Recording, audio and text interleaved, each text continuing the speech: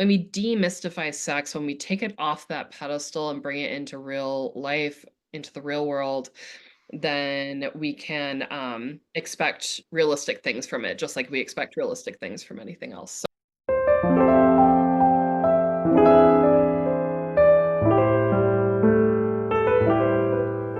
Welcome to Sensitive Stories. This episode is for educational purposes only and is not intended as a substitute for treatment with a mental health or medical professional. Let's dive in. Well, Caitlin, I just want to welcome you to the podcast. I'm so happy to chat with you today. Thank you so much for having me. Of course. I'd love to start off with looking at your HSP discovery story. If you can remember how or when you realized that you're a highly sensitive person. Yeah, oh, it's a great question. I mean, there's, and I mentioned that I'll be talking about this today, but there's sort of an overlap between introversion and HSPs, which I'm sure that you talk about quite a lot. Mm-hmm. So I figured out I was an introvert a lot farther back than I figured out I was an HSP, if you will. And then also I figured out I was an HSP before I figured out I was neurodivergent. So It's there's a sort of process. it's a process, and there's so much overlap, right? Of these sort of three phenomena or diagnoses, or not that HSP is a diagnosis, but so anyway, I first found out I was introverted when I was in college, which was way too late to find that out, but very helpful. And I was talking to actually a career advisor because I was trying to figure out if I wanted to teach or if I wanted to what on earth I wanted to do. Yeah. And I'll always remember her name was Marie Coco, and she was so nice. And she was like, "You're an introvert." She like, because I was really concerned about having this huge classroom of kids in front of me and being so overstimulated.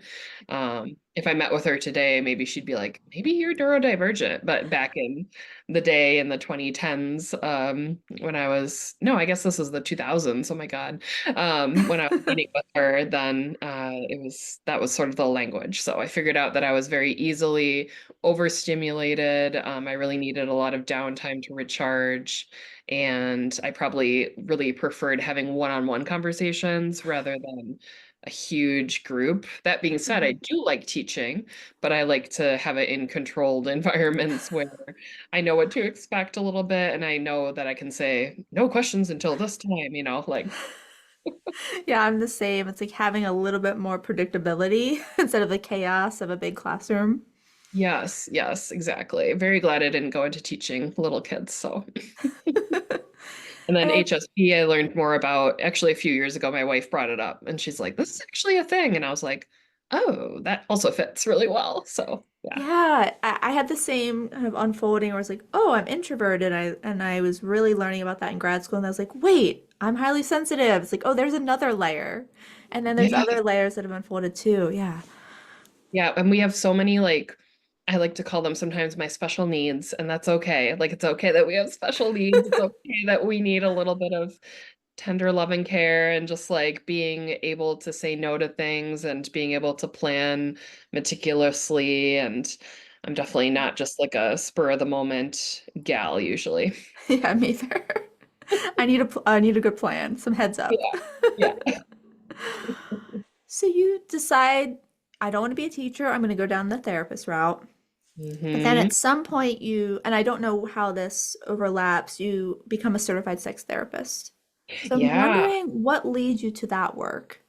Yeah, another great question. And so I was in my own individual therapy, and this was after college, so not too long after that Marie Coco conversation. And I was in therapy with my first therapist ever. I was such a sassy kid. I was kind of regressing and being like a sassy teenager with her. And I was just floundering in life. I didn't know what I wanted to do after college. I was working at a cafe doing shift management, which I wanted that brain break. But anyway, then she was like sick of me floundering. She's like, "What do you want to do with your life?" And I was like, "Don't think, just answer." And I was like, I mean, if I could do this, I would just help people with their sex lives, but that's not a thing." And she was like, "Yeah, it is. That's a career." So she told me more about it. And then she got me sort of on that researching hyperfixation and Mm-hmm. all the different paths that you could do to become a sex therapist. So, sex, the reason it interested me, professionally is that it's so complex. Like, holy crap, there's so much that goes into people's sex lives, Yes. culture, all the systems at play, all of our histories, families of origin, religious histories, you name it. And so it's like externalizing a lot of crap really helps people have Mm-hmm. great sex. So I love that work. Yeah, this isn't something I realized until becoming a therapist, just how nuanced and layered it is and how so much feeds into. I think we think about it often as just the physical, Right. but there's so much under it. And I appreciate you talking about like family of origin and just all these other pieces that we often don't think about when you think about how am I experiencing sex.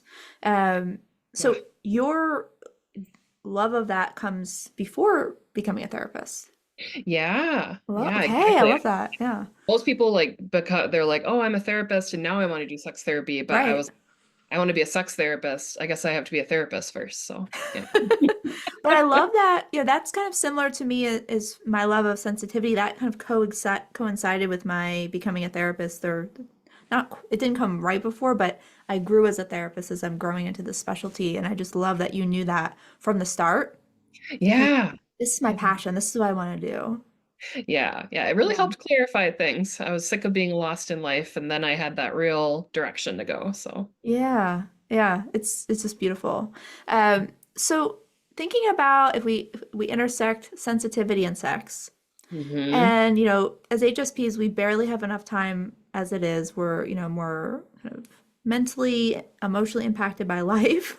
So how hmm do we, and we'll get into some of the deeper parts of this, but just at a base level, how do we carve out time for sex as an HSP when we already have limited bandwidth for everything else?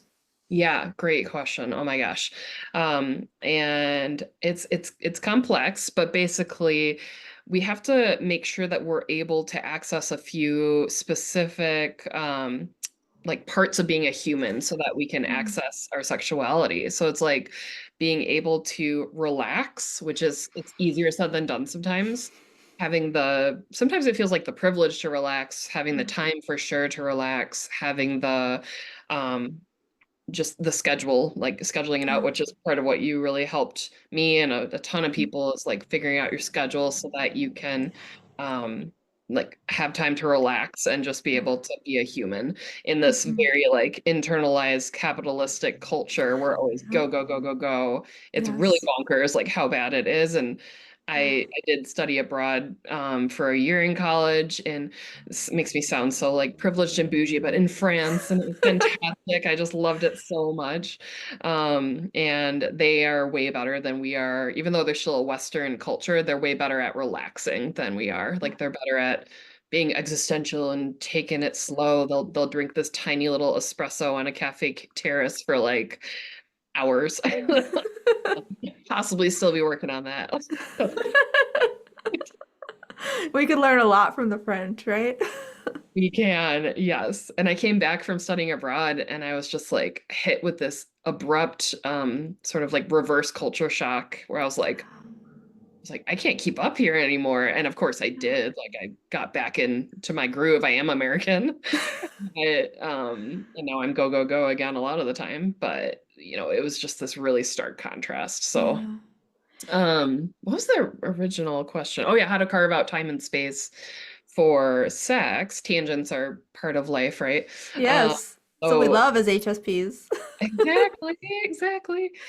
So carving out time and space for sex, relaxation was one area. So play is another area. Like, Mm. are you able to access playfulness? Like, does your childhood trauma allow you to access playfulness? A lot of people, due to their childhood trauma, they stop learning, they like learn to stop playing too early, if you will. Yeah. You're not playful as adults. Adults need to play just like, kiddos do. So I find a lot of times in my therapy room, people struggle with getting playful and they take life too seriously or they're taking themselves really seriously and everything feels like doom and gloom and life and death all the time. And I'm like, when are you just silly? Like when do you just fart and laugh at it? Right. Are you just goofing around enough? Our bodies are silly and they jiggle and they're Right. unpredictable sometimes. So we have sex in our bodies. So are we able to play Yes. with our partners too? And then the last area is, oh, I wrote it down so I wouldn't get too sidetracked here. Stress, play, relaxation, pleasure. Hmm. Pleasure is the last one, of course. Doy. Um, and Emily Nagoski is like probably, I mean, she is my absolute favorite sex expert, right? So she's a Yeah. sex educator, wrote Come As You Are, wrote Come Yes. Together more recently about sex and long-term relationships, and is fantastic about explaining this. But pleasure is the name of the game. And like if Hmm. we're not able to access pleasure in other areas of our lives, like food, for example, or dance, or there's so many areas that we can actually just have pure pleasure, like when you're Yes. playing with your pets or playing with your kids or playing in other areas. Yeah. So yeah, like are you able to really, if you take the analogy of food, which eating disorders are very similar to sexual problems, because it's Hmm. like if you're overthinking this, or if you're shoulding yourself, you're putting all these shoulds on yourself, or you have that like diet culture and you have the fat phobia that affects both your eating and your sex. Hmm. If you think you're too fat, if you think that you're too fat to have sex, you're too fat to eat a Yeah. cheeseburger, blah, blah, you're not having pleasure when you're eating and you're not having pleasure when you're having sex. Yes. So, really, like I really help people learn how to have pleasure again, which is a Yes. joy to do. I bet. Oh, I bet. I mean, just coming back into the pleasure, the playfulness, the relaxation, which it's just really helpful to hear because oftentimes you hear, oh, you can relax or you can have pleasure during or post sex, but Mm. actually it's important to have that before so you can sounds like you can be more in your body and enjoy it more.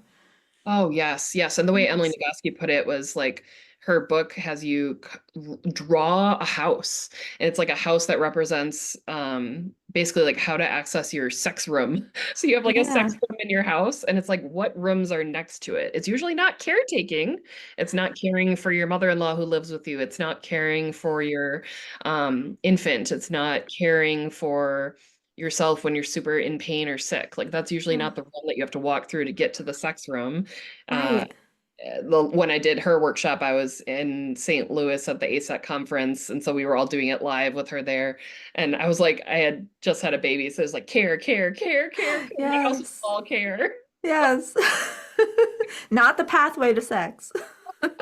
Nope. And I think that resonates with a lot of mamas and papas. So yeah. Yeah, and I'm just thinking as an HSP, we need more kind of slow or intentional transitions. You're not going to go from caring to sex. You need a kind of a buffer or a lead in. Let me be Uh, playful. Let me do something silly or something pleasurable, having some good food or connecting with my partner or even just, I don't know, playing outside.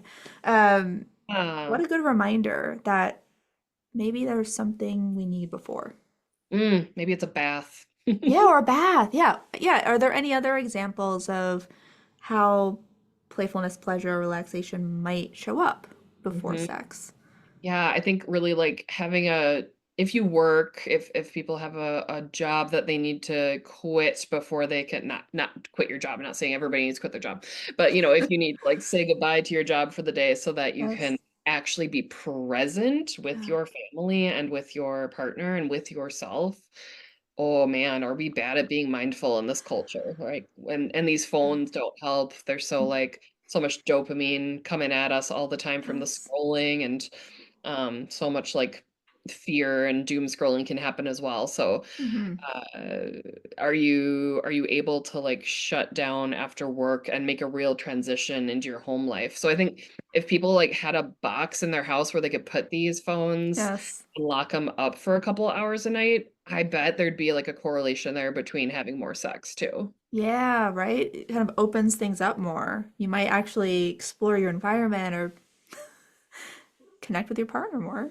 Yeah, it's like, oh, I need this dopamine from something else. Yeah, right. Exactly. Right. We would seek it out. That's so true. We would seek out dopamine in more physical ways versus Mhm. based on technology. So that's a Yeah. big struggle or a big barrier, being on the phone too much, trying to maybe rush into sex without thinking about what's coming before. But what are some of the other Mhm. struggles that you see people dealing Mhm. with around sex that might be a barrier? Yeah, the other thing is that they're not embodied. So embodiment is huge. When they're not moving their bodies in ways that either feel good or at least neutral, Yeah. taking a walk. And if you actually think about it, like going on a walk in your neighborhood is chock full of sensory stuff, which as an Yeah. HSP, it is sometimes very stimulating, but also for me, walking is stimulating in all the right ways. You Yeah. smell the fresh air. Hear the birds this time of year. They're back. Oh, I love the bird song. Yes. Like looking outside, it's still hideous because it's the Midwest and it's like Mm-hmm. we won't have any color for a while, but so it's brown and gray, but it's still a good sensory experience. And you get out there and Yes. you start to have your blood pumping through your body. So physically, Yeah. it helps you prepare for sex as well by stretching, opening Yeah. your shoulders, opening up your backs, and then Yeah. it doesn't have to be walking. You can go to the gym first, and then take a shower. You might want to have sex later that night if you do something that makes you feel good, right? Yes. Or dance class or hiking, or you name it. Yes. Name all the exercises in the whole world. Yeah, and that's the important of being embodied, just getting that blood flowing, kind of waking yourself up. Because I know after I love going for a walk and like noticing the little details. And I'm in California, so it's not brown, so there's a lot more color to Jealous. see. But even with the you're going to notice the birds, or like maybe there's a little hint of green poking up through the frozen earth. But it, Mhm. it invigorates me. I feel more alive. I feel more excited. I want more experiences after that. Yes, yes. Yeah, I don't think that we human beings I know that we weren't originally designed to if you're religious, if you believe in evolution like I do, then we evolved as this we're primates, we're apes. We're supposed to Yeah. be with like a group of apes like itching each other and picking bugs out of each Yes. other and like being there for each other and nursing each other's infants and all that Yes. stuff. So, a lot of togetherness is actually kind of our default. And as an HSP primate, like early primate, I would have been like the one off in the distance, like, oh, I just love my family, like watching everybody, and I'll come pick a bug Yes. out and then go leave. It's true that kind of joining and then retreating. Uh-huh. Such a weird analogy I go down. Like, But yeah, no, it's so true that we're primates, we need visceral experiences and togetherness too. and Like togetherness. we're in these isolated pods, really. Like, Yeah. and men, when you talk about like, don't even get me started on men. Like, like, yes, there's a lot of anger at the patriarchy and all that, but I also feel profoundly sad for a lot of men sometimes because Yeah. they're socialized not to connect as much as we AFAB people, women are, and Hmm. it's like they literally die of loneliness sometimes because Yeah. they're not connecting enough. So Yeah. I could do a whole nother episode on like Yeah. men and how sometimes they over focus on sex. Not always, that's a Hmm. huge generalization, but some women over focus on sex, but like oftentimes men over focus on sex because it's the only way that they know how to seek out vulnerable connection. It's the way that Yeah. they're socialized to, rather than crying with their partner, telling them how sad they are, telling them um how talking about their fears, talking about their shame, stuff like that. Hmm. Yeah, there's just so much. I mean, that's what's acceptable, right? So there's so much emphasis on sexual connection versus emotional connection, which, as you're saying, that can deepen the sexual experience Mhm. and it can create a lot more intimacy and opportunities there. Yeah. Yeah. You and I don't have personal experience with male partners. Well, I don't mean to assume that about you, but I mean No, I fear is a don't. whole thing. So yeah, we're just judging men from a I distance know from here. So afar. I'm like, well, I'm speaking conceptually. yeah, yeah, exactly. Yeah. I've But definitely had experiences with male partners, so that's helped me.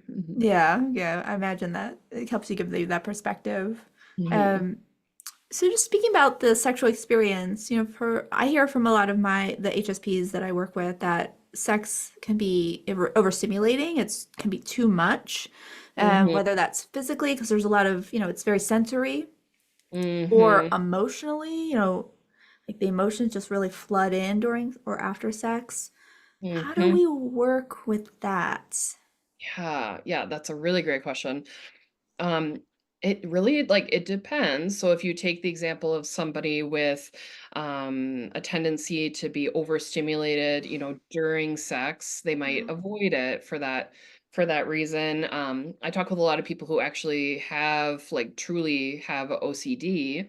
Mm-hmm. And then Yeah. there's a lot of or autistic people as well. Mm-hmm. So autistic folks sometimes are very, very hypersensitive to certain textures, sounds, Smells. pressures, all those different Yeah. feelings, emotions, like you said. Sometimes people need to be really specific about the sensory input that they're going to experience during sex. So you want to Mm-hmm. make sure that your sex area, whether it's your bedroom or whatnot, is set up for you to have um, a good time. So you don't want it to be freezing in there. You don't want it to be too hot in there. Maybe make sure that you like the texture of your bed sheets. Make sure that you have lube. Lube, as a sex therapist, Mm-hmm. all pro lube, have lube, but Yes. have good lube. So not all lubes are Yeah. created equal. I'm not a big Mm-hmm. fan of KY jelly. I won't ever be a endorser of theirs. Sorry. Do you have a Um, favorite brand, just as an aside? yeah, I really like Good Clean Love, and I Okay. also I someday I should get paid by them or something, but and then I also like Wicked, I think is another Yeah. brand. So those two Great. are really nice. Great. Lubes have come a long way. Don't even get me on a tangent about lubes. They have come a long way. There's some great lubes out there now. Nice. But so yeah, people are going to want to make sure that the textures that they have available to them are things that they like. Yeah. If your lube is tacky and if it dries out too fast, that's going to put Yeah. you off. If your partner is touching you in ways that you're actually not into and you're not communicating that to Yeah. them, that's going to put you off, right? If you're not being touched or touching yourself in a way that actually feels good, that's gonna put you off, right? Like, a Nice. lot of people have partnered sex very differently than they masturbate. So, Yeah, like, sure. incorporating how you masturbate into your partnered sex world, sex life is really important. If you always Mm-hmm. get off a certain way, how you gonna get off when you're with Right. unless you grab that vibe, right? Right. So having your vibes handy, having them charged, right? Uh, having them That's a good clean. point. Yeah, have them charged. Yeah, yeah. And I'm trying to think of other sensory things that will help.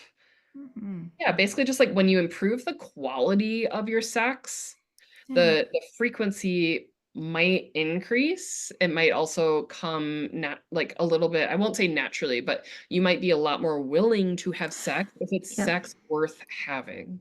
Yes, this makes a lot of sense for me as an HSP.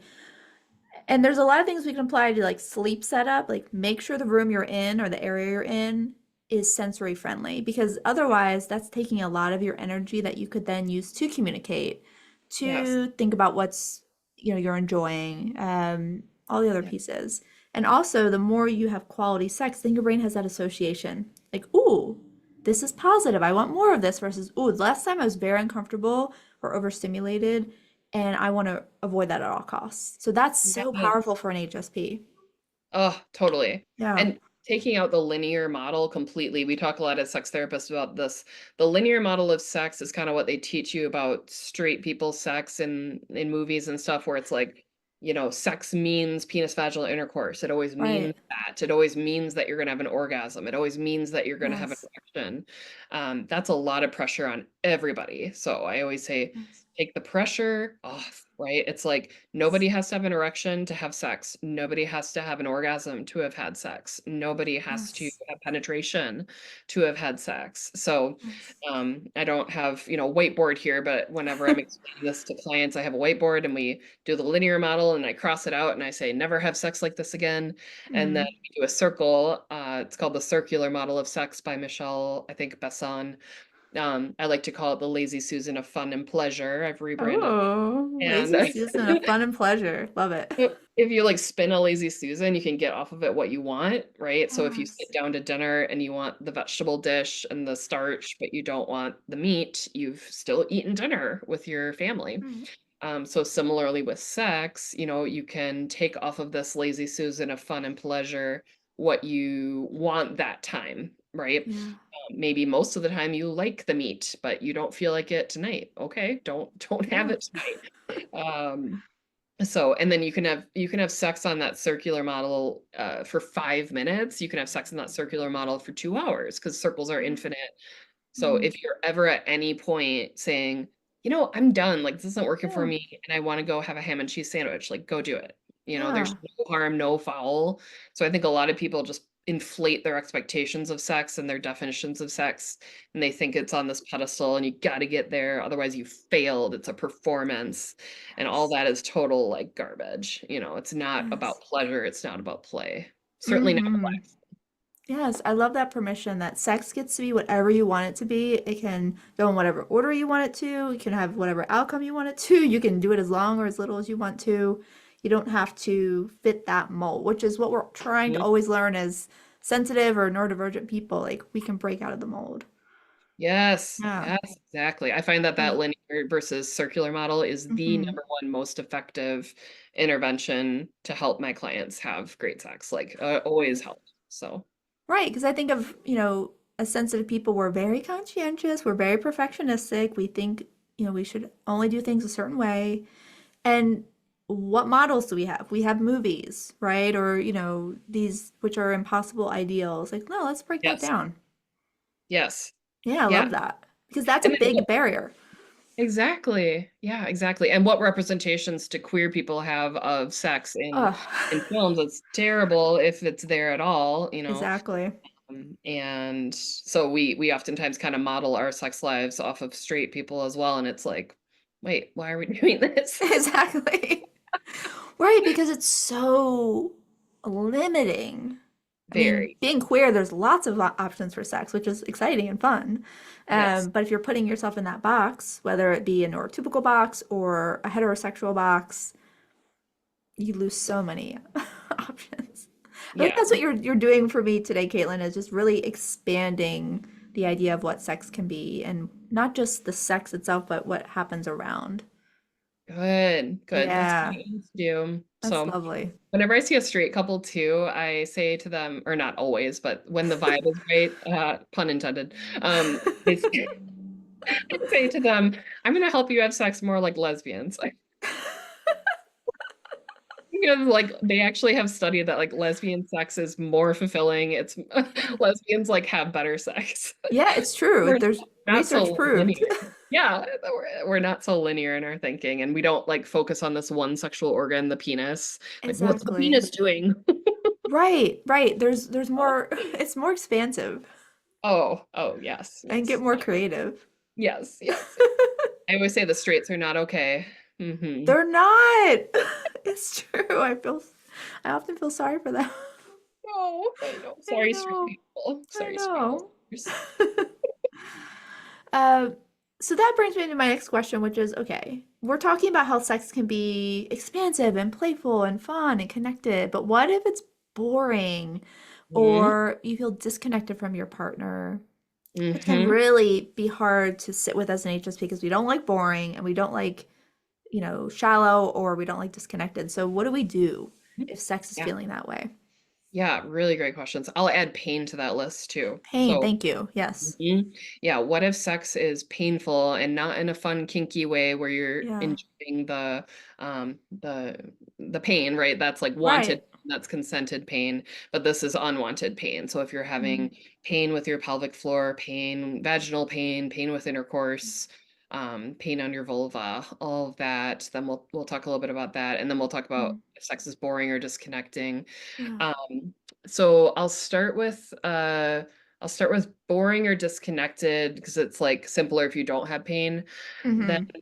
if it's boring or disconnected, I would say that you're not having sex worth having if it's boring. It probably means you're in a rut. Mm-hmm. Might mean that you're doing it in a linear fashion, that you expect the same thing every time. You might be feeling like it's this and then that, and then we're gonna do this, and then we orgasm, and then we're done. Right. Well, it gets old. Like, I talk to people who've been married for 20 plus years and they've been doing something the same exact way that entire time. And of course they're bored with it. Yeah. Uh, so that's where that circular model can help, because it's like on that circle, there's erotica that you can incorporate, read your partner a passage from your favorite romance novel or erotica literature, and Hmm. like, have them maybe touch themselves during it, right? Have Yeah. some mutual masturbation during sex. People don't masturbate during sex. It's such a problem.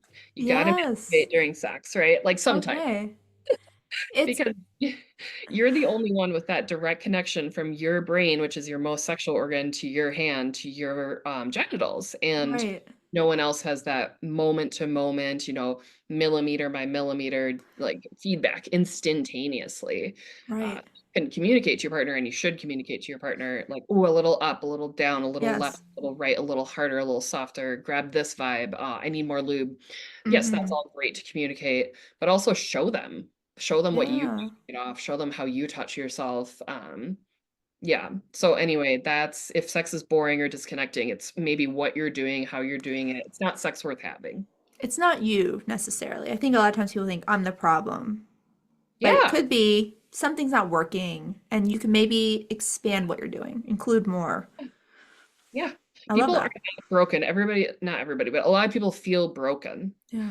People are not broken. If people truly are like asexual and truly like never want to have sex again in their lives, that's valid. Yeah. And still not Mine, broken. not broken, not broken. But if you figure out that you want to have sex that's worth having, cool, right? Yeah. So, always worth seeing a sex therapist if you're having sex that isn't feeling worth having. And then with pain, I really encourage people to see, kind of the trifecta, which is the doctor, the physical therapist, and the mental health therapist. I know Mm. it's a lot, and you can start with whichever one you want, but you know, the doctor will rule out skin conditions or infections or other gynecological or uh, urology conditions, right? Urological. I don't know if that's how you say that.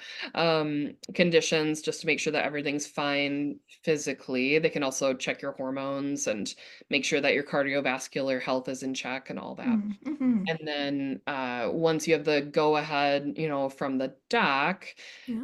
then, which by the way, like, if you are avoiding going to the gynecologist, and I see this all the time because some Yeah. people have a lot of pain with the speculum, they have a lot Yeah. of trauma in medical settings like that, then see the sex therapist first, right? Okay. You would switch that Therapist order. first. And then, yep, and then we will Hmm. help you with that, like how to advocate for yourself, how to say, I am not ready for that, or I want the plastic speculum, or I want, you need to go slower, like, and most Mm. gynecologists are good, but some people have complex trauma histories, Yes. complex histories with rape, or just pain histories. So Yeah. then the pelvic floor physical therapist is Mm. another huge part of pain healing for sexual pain. A lot of people don't even know you have a pelvic floor, but it's the sling of muscles that holds in your organs. Otherwise, we would just have things like falling out of our butts and our vaginas. Yeah. So you need this sling of muscles that are sort of holding in your organs. But sometimes we have some dysfunction in those muscles. They get too tight, Mm. oftentimes in certain areas. Yes, they can get weak as well. So a pelvic floor physical therapist will help you figure out what's too tight and what needs some myofascial release and what needs some strengthening and how to do Mm. it. Some people don't need any strengthening, especially with sexual pain. So Okay, that's good to know. I didn't even realize that, often we'll send people to the doctor or to a sex therapist, but having that third option, the physical therapist, makes a lot of sense.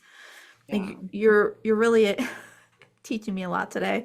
And like good. I didn't even know that you could get a plastic speculum.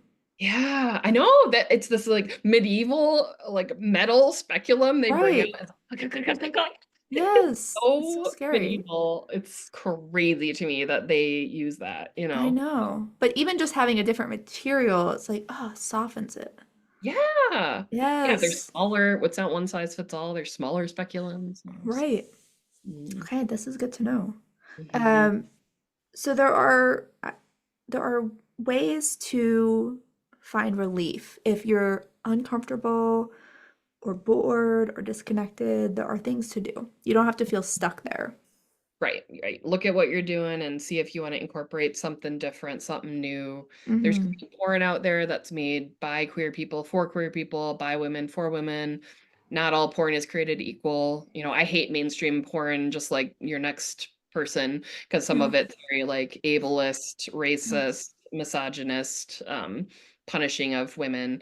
Mm-hmm. So a lot of mainstream porn is really bad, and it's also like these penises that are this big, so they take the Right. anomalies of human genitalia, and then they're all on Viagra, and Yep. they're all being fluffed in between takes, so they look hard the whole time. So I have these young Right. men coming in going, why am I not performing like a porn star? I'm like, well, you're Right. not you're not shooting a porn film, like, Right. Exactly. It's all altered. yeah, exactly. Yes. So yeah. So yeah, we have to have more realistic expectations. Hmm. So you talked about, some folks may be on, they might be asexual, Hmm. but what if you are just experiencing a low sex drive? You're not asexual, but you notice your sex drive is lower. How can we navigate that? And I think you've talked about how sensitive people often fall in this category. So, yeah, what, Yes, yeah. yes, yes. So I'm glad you asked that, because I want to normalize first and foremost that every dyadic relationship, so every couple has a higher desire partner for sex and a lower desire Mhm. partner for sex, So that's right? normal. That's That's normal. typical. It's normal. So again, not broken. And that's the case for, for doing dishes as well, or going out to eat. Like there's a higher desire partner for everything and lower Yeah. desire partner for everything. Like I'm definitely the lower desire partner for frequency of cleaning in my marriage. Like, sorry, boo. Um, she's accepted me for who I am and still loves me. Yes. So, just figuring out which things you desire more often, which things you desire less Hmm. often. As a couple, you probably do lots of things together, not just sex. You probably go to see Yeah. family together. You probably go to movies together, maybe, or watch them at least. Yeah.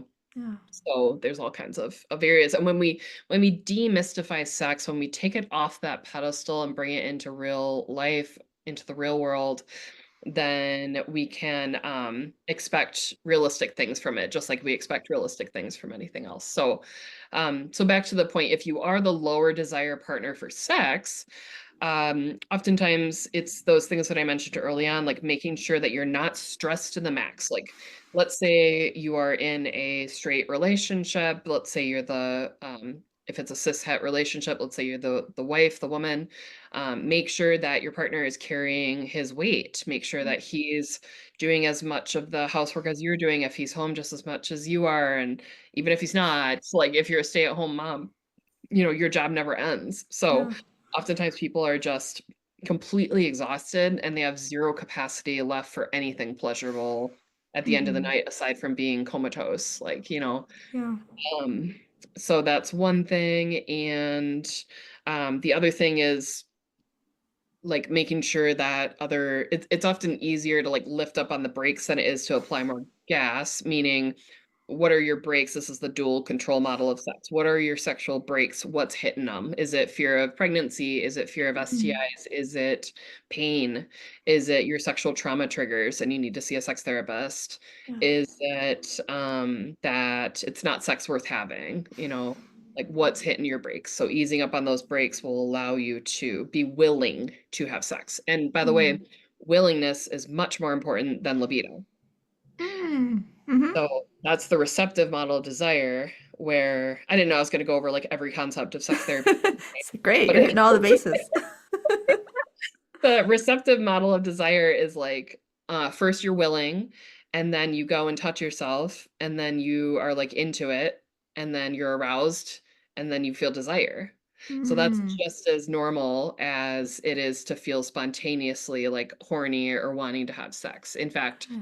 it's much more common for kids, teenagers to feel spontaneously like desiring sex than it Hmm. is for 30s, 40s, 50s, Sure. people who are stressed out and exhausted. So Okay, so don't expect it just to turn right on. There's a lead up, kind of as with you were talking about the rooms, like build up to it.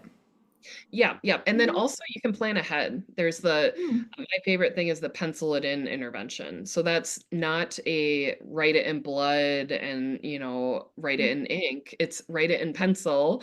This is a metaphor, right? Or you can write it in pencil on your calendar if you have a physical calendar. But it's like, pencil it into your calendar. It's there. You're planning on having sex on Thursday night because it's Wednesday and tomorrow night looks free. Hmm. But if tomorrow night rolls around and you have a migraine, like please don't force yourself to have Yeah, it sex. can be flexible. Yeah, be flexible. It's just like signing up for a dance class. You're not going to go if you are having the worst day of your life. Right? Right. Like, I hope not. I hope that you would cry with your partner then. Um, Yeah, right.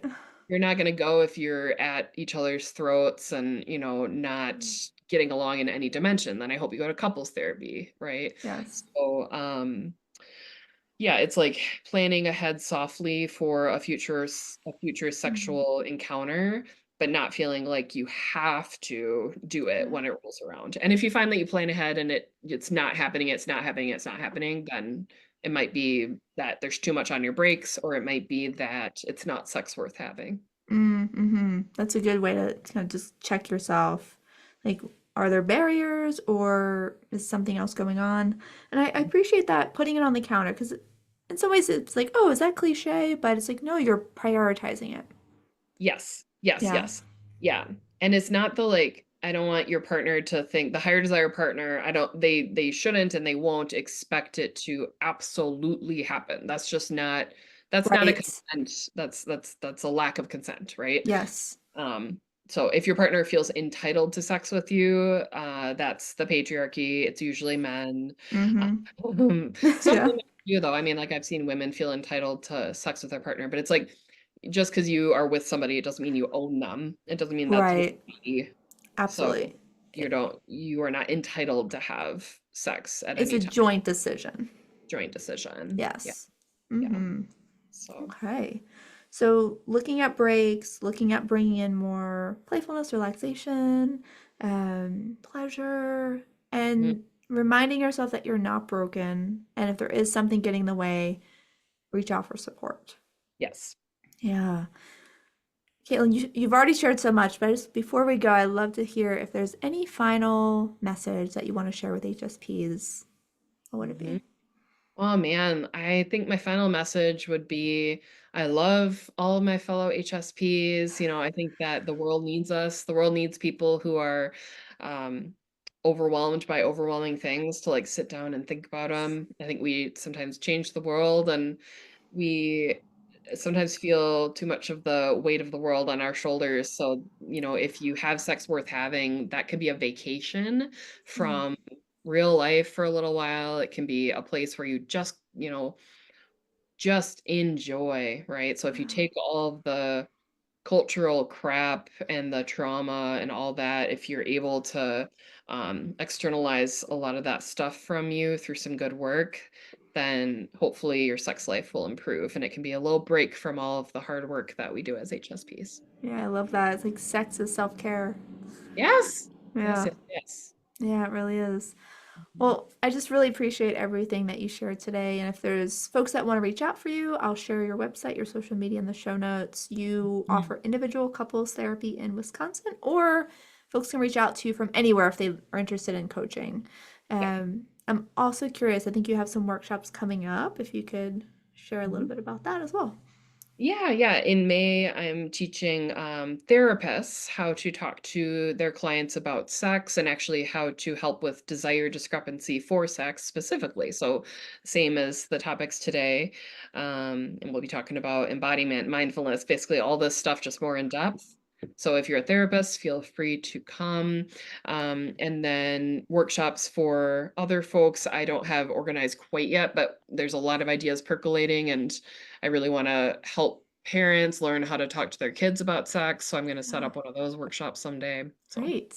Yeah, it sounds like you have a lot of resources available and more in the works, which is really exciting.